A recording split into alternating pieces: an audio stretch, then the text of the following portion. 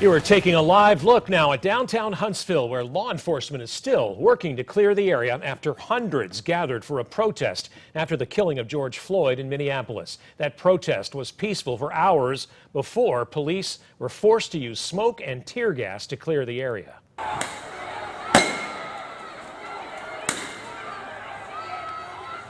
In the last 30 minutes, police told us that they arrested at least 20 people after they refused to leave after the rally. You can see the scene in downtown Huntsville. Police used some sort of smoke, and at least one protester threw it back at them. Thanks for joining us tonight. I'm Dan Schaefer. And I'm Naja Sherman. We have team coverage following today's protest from beginning to end. We start with WAAY 31's Sydney Martin. She's live with more on the way police responded. Sydney.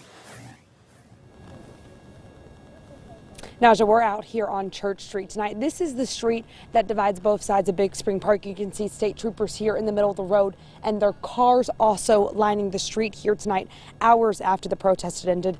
Now, about after an hour after law enforcement started giving verbal commands and using noises, urging protesters to go home, we started seeing them use force. It started with smoke canisters that law enforcement used to move people back as Huntsville police and the sheriff's office tried to get these protesters to go home. Then they started using tear gas.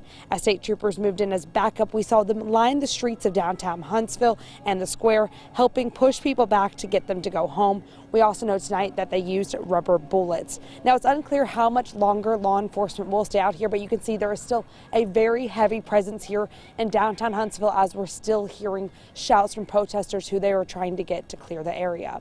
Live in Huntsville, Sydney Martin, WAAY 31 News.